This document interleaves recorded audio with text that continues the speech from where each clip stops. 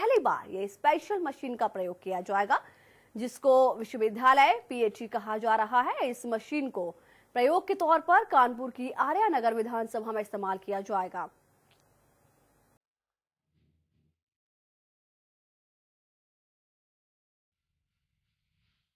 UP में चुनाव summer चल रहा है और कभी भी चुनाव का शंखनाद हो सकता है। सभी राजनीतिक पार्टियां 2017 में होने वाले चुनावी रण को फतह करने के लिए दिन रात एक किए हुए हैं।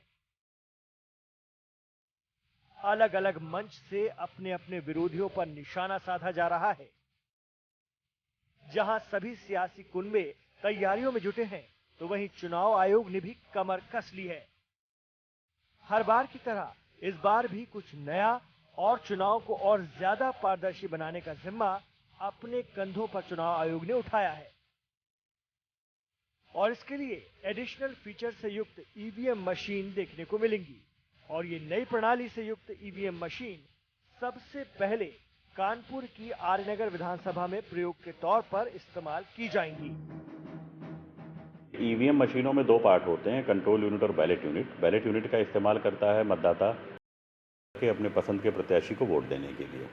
बीच में कई बार इस तरह की बातें कुछ लोगों के द्वारा उठाई गई थी, जिसमें ईवीएम मशीनों पर संदेह व्यक्त किया गया था कि अपनी पसंद के उम्मीदवार को वोट देने पर भी वोट वहां न जाकर के कहीं और चला जाता है।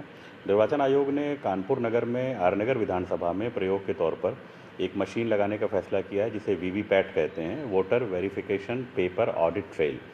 इस मशीन की विशेषता ये है कि अगर मतदाता वोट देने के बाद ये जानना चाहे कि उसने जिसको वोट दिया था उसका वोट उसी को पड़ा है या नहीं पड़ा है, इसके लिए वो पीठासीन अधिकारी से अनुरोध कर सकता है।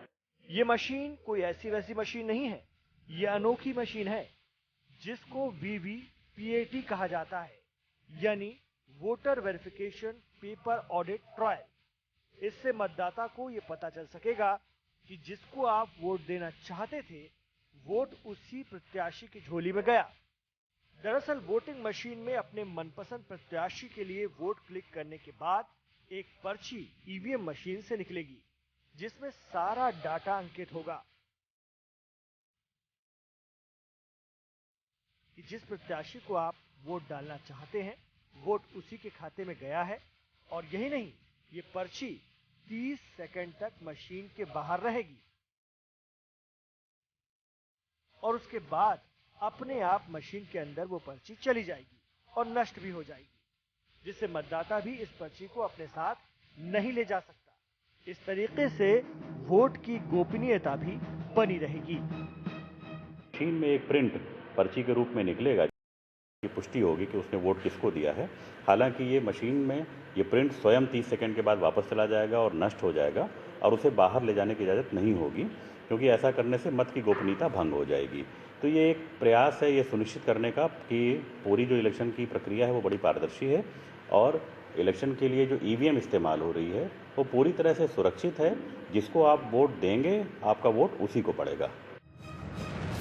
दरअसल मतदाताओं की शिकायत रहती थी कि उन्होंने वोट जिसको दिया था उसके खाते में नहीं गया है, और इसी को लेकर चुनाव आयोग ने ये अनोखी कार्यप्रणाली प्रयोग के तौर पर अपनाई है। दरअसल इस तरह की कार्यप्रणाली अमेरिका में इस्तेमाल की जाती है और उसी तर्ज पर चुनाव आयोग की तरफ से ये पहल की जा रही है, जिससे कि चुनाव को और भी ज्यादा पारदर्शी किया जा सके। कानपुर से इंडिया वॉइस के लिए अनुराग अग्रवाल की रिपोर्ट।